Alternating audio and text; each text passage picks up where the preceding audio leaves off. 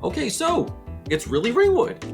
Tell us what we're doing here. That's an excellent question. So, how many of you, obviously we feel this way in town, have ever felt like when you're in a Facebook group, a community Facebook group, your thoughts, comments, posts, something about what you've just said has been absolutely deleted or beat down? Have you guys felt that way? Yeah, absolutely. That is the essence of why Really Ringwood is here. I mean, if you think about it, sometimes you'll say, oh, really Ringwood? And you might say, really Ringwood?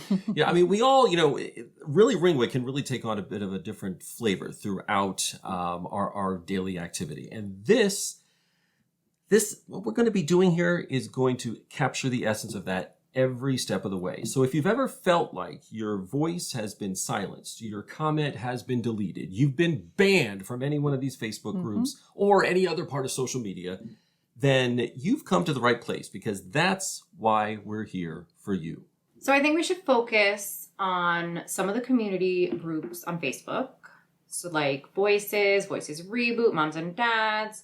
We usually rely on them to sell our junk, to announce events like Dine to Donate. We post bear pictures. I love the bear pictures. Yeah, I do too. I love them. I get up every morning before I go to the bus stop. Is there a bear out there? Do I need to be worried about it? I mean, thank God for the groups, right? But those groups, they're not supposed to be partial to just one cause or one political party. Right. There's different designations for those kinds of pages. It could be a political page. And our community groups are not supposed to be...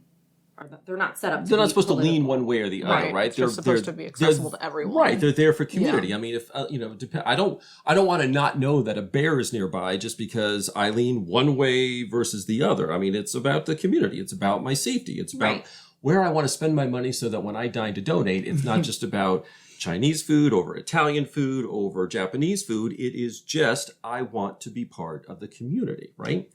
But I think you guys will agree, some of our pages in town have become less about community and communication and more about disinformation and, at worst, censorship and sort of that silencing of different opinions. Would you agree it's kind of come down to that? Unfortunately, yeah.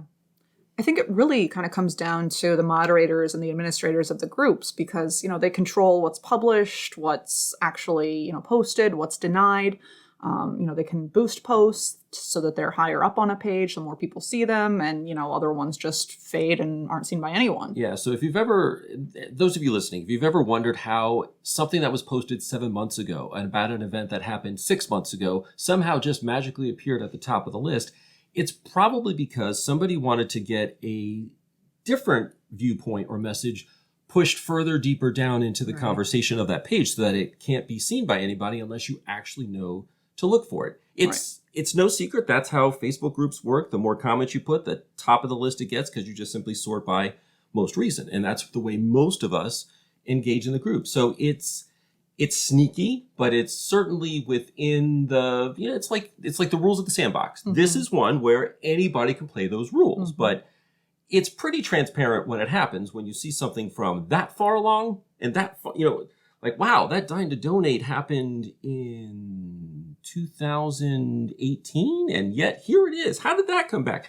That's usually somebody just putting a comment in to push down somebody else's stuff. Yeah, someone randomly commenting about masks in schools years after that was a relevant issue. I mean, that's clearly just trying to bring up something that's not relevant anymore. And that's the other side of it. It's a conversation, a policy that's been, I don't want to say adjudicated, because this is not a court of law by any stretch of the imagination, but it's something that was topical then. It's not topical now. And it's just a way to push something of relevance up there, or irrelevance up there, to push what is relevant further down, because it doesn't necessarily agree with certain people.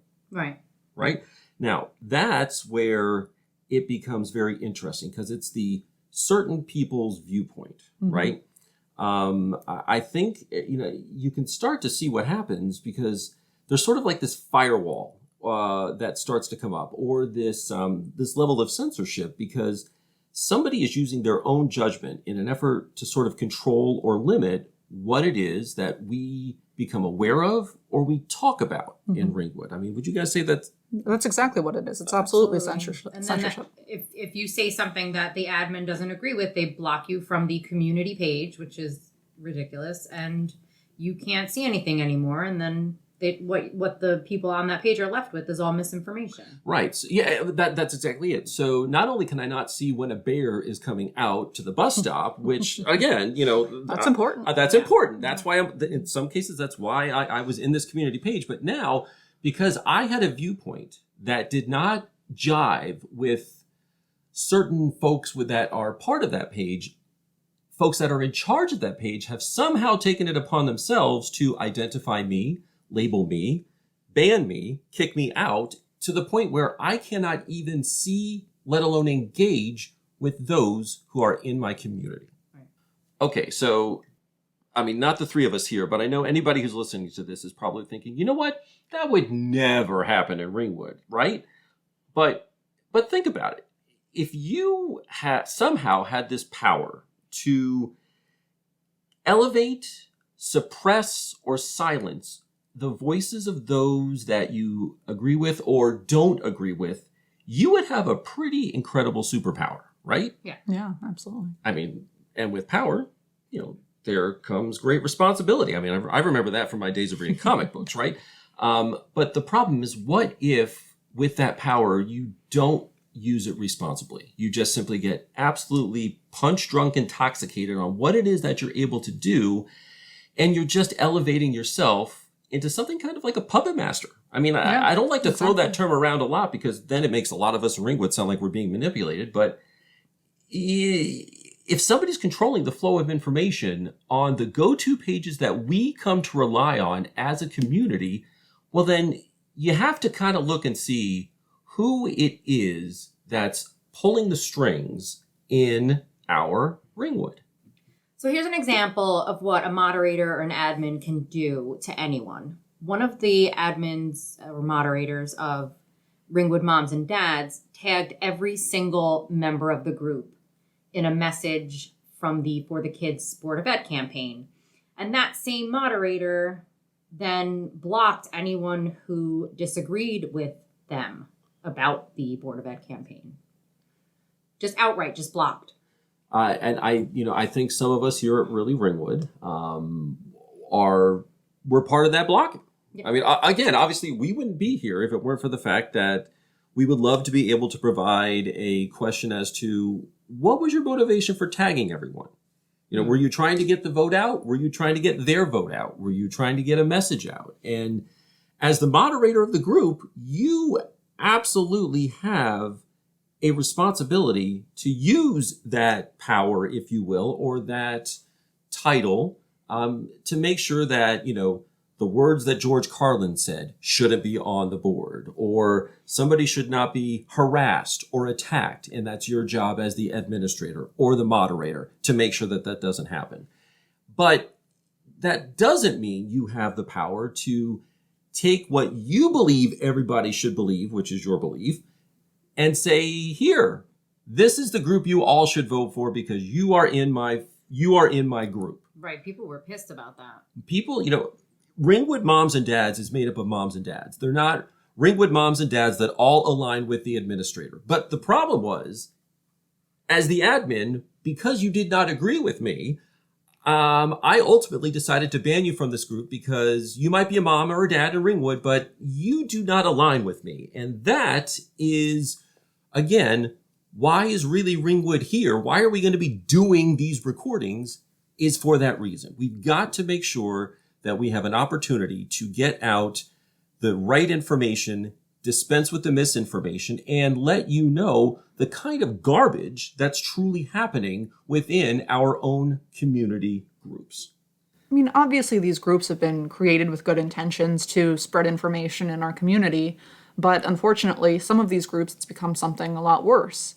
If people and posts are being deleted and blocked by the moderator or the puppet master, as you said, just for not agreeing with a certain person's politics, then they're not able to engage in that really important community dialogue.